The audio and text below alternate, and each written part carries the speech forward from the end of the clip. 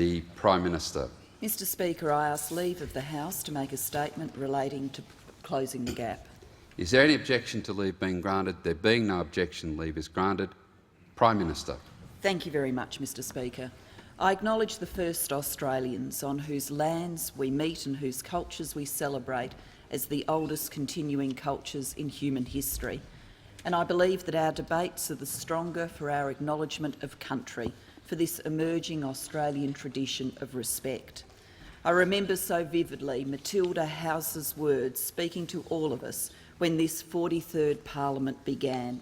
She said, and I quote, "I express the hope of a united, reconciled nation, the oldest living culture joined with the many diverse cultures of a modern, successful Australia."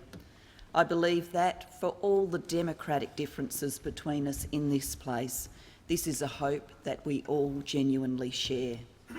I also remember so vividly when Kevin Rudd said, speaking for all of us when the 42nd Parliament began, he said, "Sorry." With that one word, Kevin Rudd made wonderful history for this nation. As an Australian, as a member of the government, I was proud to be here on that day. And then Kevin turned his intelligence and determination to closing the gap for Indigenous Australians, setting 6 specific, ambitious targets for our nation to achieve. Closing the gap in life expectancy, halving the gap in mortality rates for children under 5, ensuring access to early childhood education, halving the gap in reading, writing and numeracy, halving the gap in Year 12 attainment rates, halving the gap in employment outcomes. And I'm proud to be here now, taking up the responsibility for the Australian government in closing the gap. So today I make the 3rd annual Prime Ministerial statement to this House on closing the gap, and the Parliament should be in no doubt. Prime Ministers will be reporting on closing the gap for decades to come. This work will go on. I do believe that Australians want our Indigenous people to have a better life. I also understand that many Australians wonder if our country can ever make that happen. I feel the force of these 2 Australian emotions, our deep dream of a better life for all and our deep fear that we can never truly achieve it. As I speak to this Parliament today, I feel the power of those 2 conflicting emotions. I know our people think of the past, of the great policy movements and the passionate debates, of the money spent and the stubborn persistence of Indigenous disadvantage. And I know that sometimes we wonder, can we really make a difference? I'm an activist and an optimist. For me, the only answer can be yes. The reality of change is never simple, our knowledge is never perfect, and action is never easy. But closing the gap has allowed Australia to move beyond anecdote and intuition and instead to act on the best evidence we can get. The closing the gap goals mean we know what we are trying to achieve in education, in employment, in health. The closing the gap strategy means we know how we are going to achieve it, improving investment, changing behaviours, working together with respect. This framework is in place and delivery has begun. Closing the gap is the slogan of no political party. That is much of its power. The community, particularly the Indigenous community, made closing the gap a campaign. The government has made closing the gap our policy.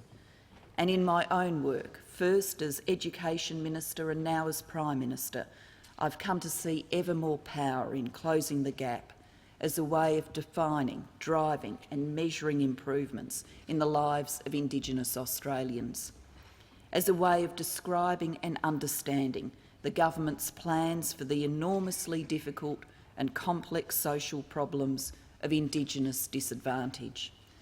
Because I believe a fair nation creates opportunities for all, I see closing the gap as a genuinely important national goal, that all Australians will have the same opportunities, that demography will not be destiny, that success will be defined by hard work, not postcode, and that this will be true for any Aussie kid, whether they're from the Red Centre, Redfern or Rose Bay. Because I believe in tackling the big challenges in the national interest, I see closing the gap as a way of understanding the problems. It is evidence-based, accountable and transparent. It tells us what needs to be done first and fastest, and it builds a methodical approach. It allows us to build consensus in support of specific progress, instead of debating abstract ideas, to do what we can with what we have, where we are. Because I believe Australians judge governments on delivery, I see closing the gap as a way of working on solutions. It is a way of making specific, measurable progress. It is practical and cumulative.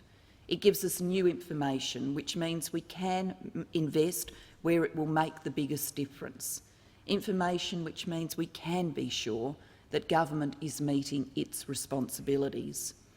So closing the gap is a way of saying that Indigenous people should expect from the government the same thing that every Australian expects. The building blocks all people look to government to provide, the necessary conditions of opportunity in life. And closing the gap is a way of saying that Indigenous people should expect of themselves the same things all Australians expect as well. Because I also believe that with opportunity comes responsibility, and individuals only achieve progress through work and effort. So I see closing the gap as a call for changes in behaviour, a call to every person, to every family, to every community, to take care of your children, to take a job when you can find one, to create a safe environment, to send your kids to school, pay your rent, save up for a home, to respect good social norms and to respect the law, and to reach out to other Australians. If I speak strongly, it's because I've listened to Indigenous people who do these things already, people who speak even more strongly.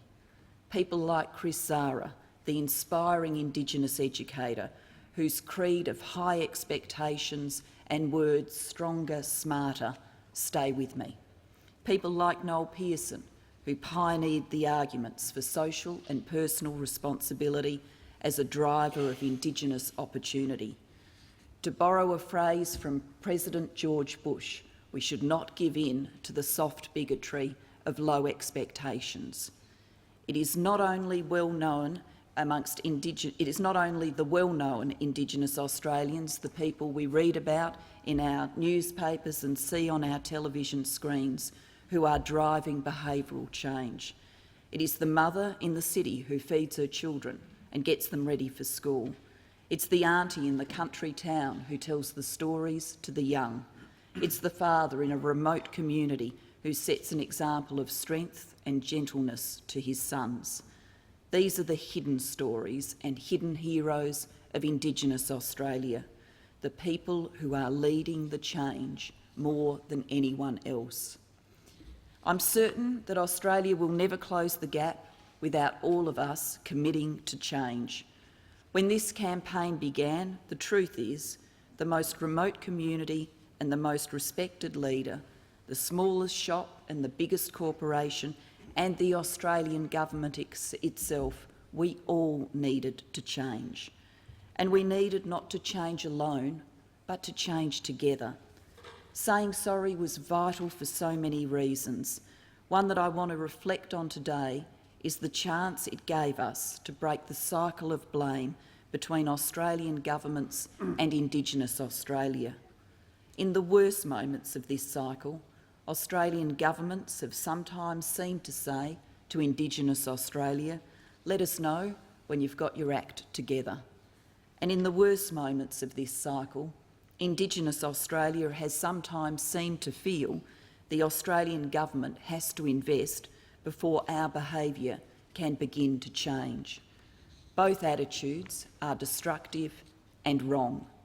Bad behaviour by individuals is never an excuse for government failure. The failures of government are never an excuse for bad behaviour by individuals. If Indigenous kids in this nation aren't getting a fair go, we share the responsibility for change. I don't mean as Indigenous people, I don't mean as non-Indigenous people, I mean as adults. Politicians, bureaucrats, local communities, school leaders, teachers and parents, us. All of us and each of us, we share the task ahead. I really think we all now see it that way. In the past 3 years, we've genuinely come together with respect, and we've worked together with shared responsibility and genuinely broken the cycle of blame. Because closing the gap is now more than a public policy. Closing the gap is now a national goal. In the same way, I believe recognising the unique and special place of our First Peoples in the Australian Constitution can be a wonderful national goal, an opportunity to recognise in the founding document of our nationhood our shared pride in being Australian and our shared pride in Australia's continuing Indigenous culture. When that happens, I believe it will be a wonderful, uplifting, uniting moment for our nation, a day of great national pride. I look forward to working with the expert panel, with all members of the Parliament and with all Australians as we approach that national goal together. But the work can't wait until that day, and we won't let it. Since 2007, our nation has been working together to close the gap in health, in education and in employment, to overcome decades of underinvestment in services and infrastructure, to encourage and support personal responsibility as the foundation for healthy, functional families and communities, and to build new understanding and respect between Indigenous and non-Indigenous Australians. We've done an enormous amount of work together. First, we've invested in what we call the building blocks, those necessary conditions of opportunity: early childhood and schooling, health and healthy homes, safe communities and economic participation, as well as governance and leadership, reversing decades of underinvestment in services and infrastructure, delivering the things all Australians expect. So we've invested in early childhood, delivering infrastructure, staff and programs in remote communities and town camps, making community-based preschools more affordable, hiring extra full-time teachers to support Indigenous kids. Last year, nearly 15,000 Indigenous adults and children visited one of the 45 Communities for Children Services sites to receive assistance with early learning and literacy, parenting and family support and childhood nutrition. 10 new child and maternal health services have been approved for funding across Australia. 2 of these services have already commenced in Warburton, Western Australia, and Ceduna in South Australia, and up to 11,000 Indigenous babies and their mothers will be helped by 2013. More than 6,000 children and parents meet regularly in 69 supported playgroups across Australia, supporting children's development and giving parents a hand as well. We're investing in schooling. The government is building new classrooms, science centres, libraries and resource centres in 29 remote communities across Australia. These projects are due to be completed this year. Last year, more than 3,500 Indigenous young people who were at risk of not completing Year 12 or an equivalent were personally helped under the Youth Connections program, which encourages young people to stay at school, get back to school, or take up training and achieve their goals. More than 5,000 students were supported in academies such as the Clontarf Foundation Football Academies, the former Origin Greats Queensland Academy, and other sports-based academies in 2010. These academies reach out to school students at risk of not completing school. They teach and promote self-discipline and self-esteem, life skills and the importance of education, particularly through close mentoring and participation in sport. More than half of the participants reported improved academic performance and positive changes in attitudes and behaviour. We've invested in health. The Indigenous Chronic Disease Package is training and expanding the Indigenous health workforce and tackling chronic disease risk factors. This has funded more than 300 new positions in the Indigenous health workforce, outreach workers and health project officers, regional tobacco coordinators and tobacco action workers, healthy lifestyle workers, practice managers and other health professionals. To tackle petrol sniffing, there are nearly 108 sites across regional and remote Australia supplying low aromatic opal fuel. 11 new Indigenous communities in the Gulf region of Queensland, East Kimberley in Western Australia and the top end of the Northern Territory, home to nearly 9,000 people, will be getting access to opal fuel through 39 new retail sites. This begins in 2011 and will be completed by 2013. Opal fuel has delivered a 70% reduction in petrol sniffing across communities, with improved health outcomes, family function and community safety. We've invested in healthy homes. The Australian Government is making an unprecedented long-term investment to reverse decades of neglect, tackling overcrowding and homelessness, poor housing conditions and the severe housing shortage in remote Indigenous communities. People need a decent house, to cook a healthy meal, to sleep at night, for children to wake up the next day ready for school, for parents to wake up the next day ready for work. That means that houses have to be built, and we're doing that. We've listened to communities and we are building housing to cater for different-sized families, houses that cater for singles, young families and the elderly, and houses that allow privacy.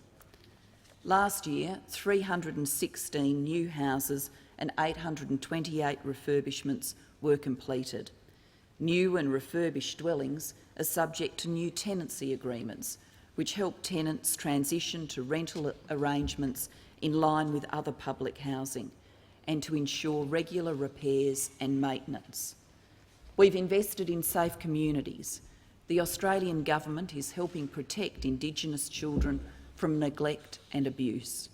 We are helping develop new family support services for families at risk, increasing the number of child protection workers and strengthening alcohol controls. The Australian Government has paid for the construction of 3 permanent police stations in the APY lands in South Australia.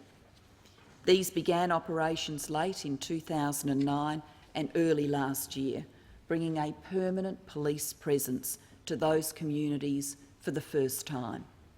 66 Australian Federal Police officers have been deployed to the Northern Territory since June 2007. We funded 45 extra Northern Territory Police recruits who have graduated since 2009 and commenced their duties with the Northern Territory Police Force in 16 communities from Maningrida to Yemendu, and another 15 recruits should graduate in April. And in child protection, new national standards for out-of-home care, which apply to formal care arrangements, including residential care, foster care and kinship care, will ensure children get proper care no matter where they live. We've invested in economic participation. Over 16,000 Indigenous Australians started employment and around 12,500 began training in 2010, with support from the Indigenous Employment Program.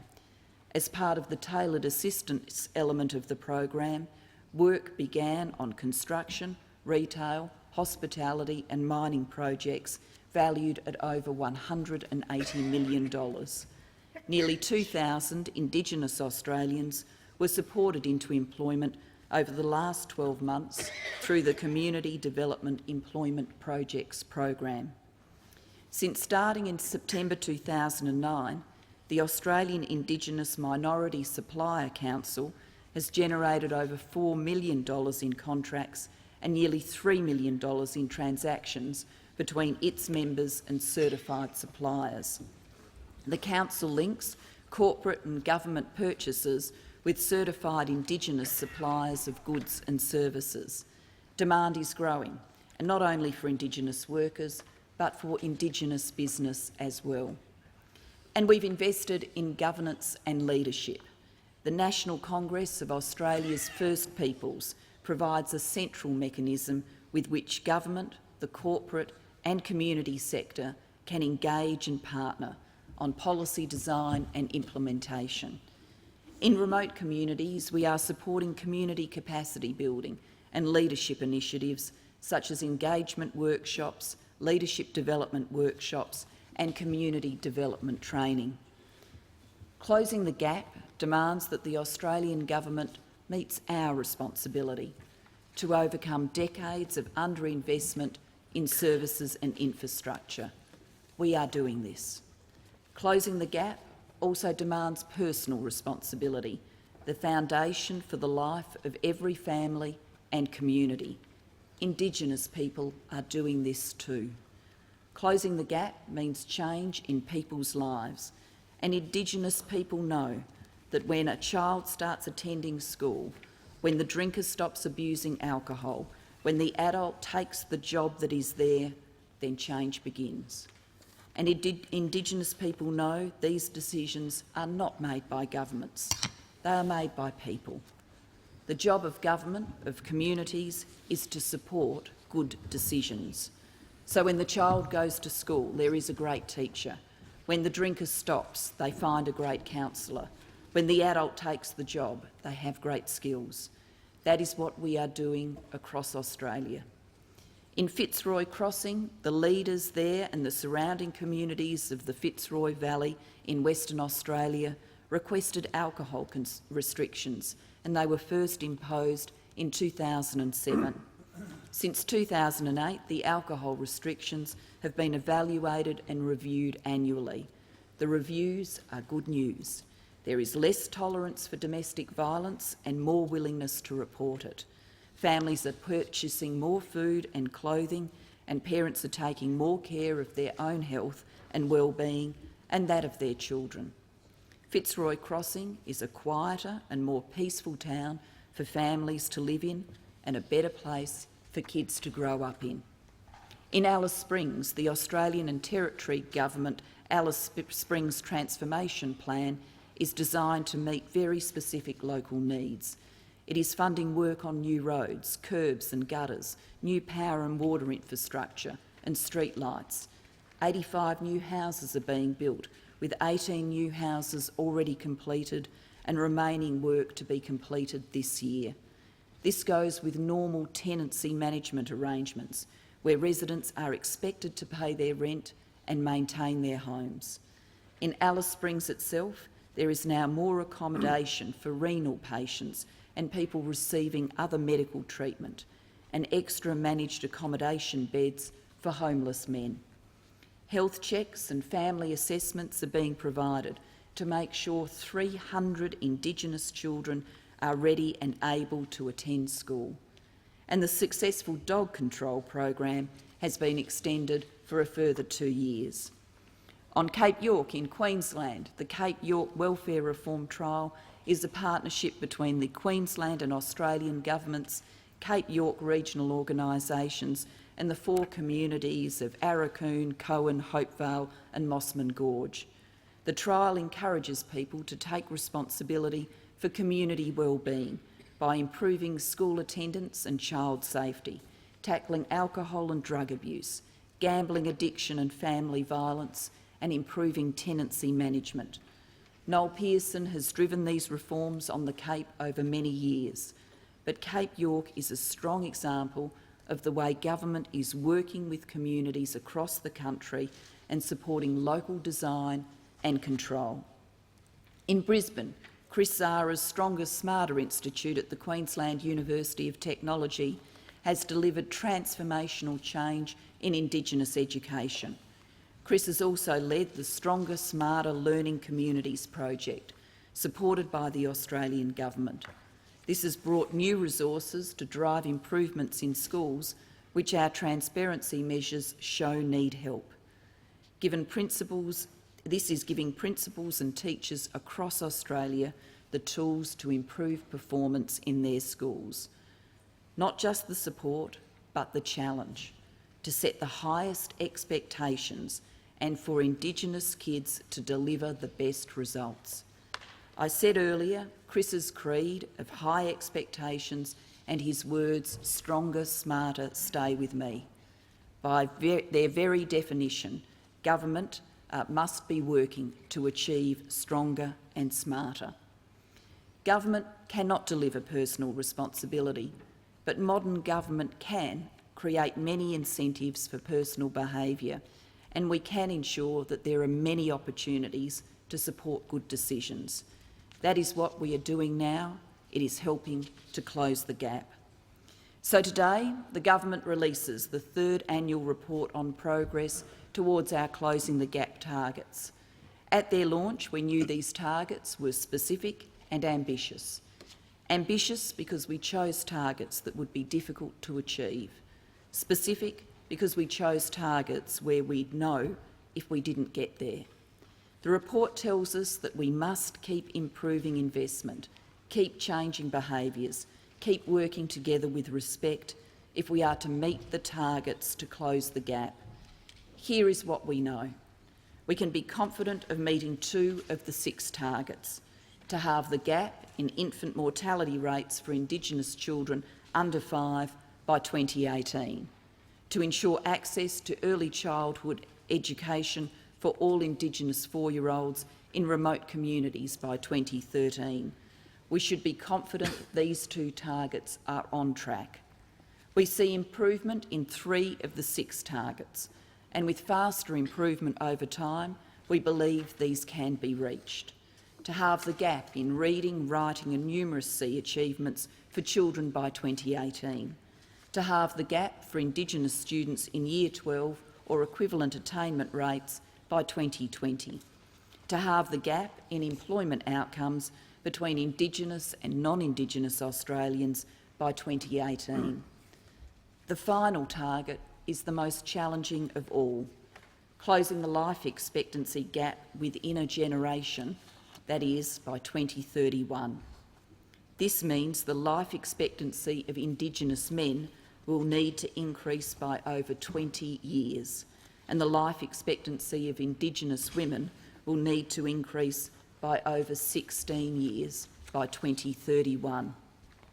This is a 30-year target. No one thinks it can be achieved sooner. Indeed, it will be extremely challenging. I know we could never say mission accomplished 3 years in to a 30-year process, but the message of this report is clear. Together, we can do this. Together, we have a plan for progress. We do see change for the better, and we know where we want change to continue. This is the power of closing the gap. We do not have a plan to do everything. Such plans rarely succeed. We do have a plan to meet 6 targets. Together, we can do this. With this evidence of where we have more work to do comes a responsibility to do more work now. Closing the gap is built on measuring improvement.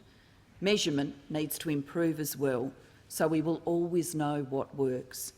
For preschool access, we use a new Australian Bureau of Statistics survey. For literacy and numeracy, we use NAPLAN, which is also annual. It is a national data set which is rich and rigorous. But our mortality, life expectancy, Year 12 attainment and employment targets are based on the census, which happens every 5 years. So we need other ways to measure improvement between the censuses. And the census itself hasn't always reached Indigenous people or identified them well. So some targets are particularly difficult to measure today. Extra resources for the Australian Bureau of Statistics and for the states are making a difference. This year's census will tell us more about Indigenous Australians as a result. This is an area where more will be done over time. Today, I met with the leaders of the Closing the Gap Coalition and I acknowledge them in the Parliamentary Gallery today. Thank you very much for coming. Their campaign is approaching its 5th anniversary next month. They've got a lot to be proud of. The Closing the Gap Coalition has been important in advocacy for Indigenous health equality, and we talked about that a little bit earlier. They have become a united voice on what should happen to improve Indigenous health. But they've emphasised to me and to government that advocacy on the outside is not enough. The Closing the Gap Coalition, with the National Congress of Australia's First Peoples, is not just arguing for action, but advising on what works where, and we thank them for that. This practical effort is to ensure services fit the conditions of specific people in specific places, to work together to deliver the right investments and the right behavioural changes, to translate good policy into real progress. It's the absolute essence, Mr Speaker, of closing the gap. This is the work which will go on and we'll do it together. Clear goals, measured progress, focused on the targets, government delivering what all Australians expect, Indigenous people doing the same. Together, we can do this. With passion and perspective, we are determined to deliver, all sharing our pride in Australia's Indigenous culture, all sharing our determination to give everyone a better life. We can close the gap. Thank you.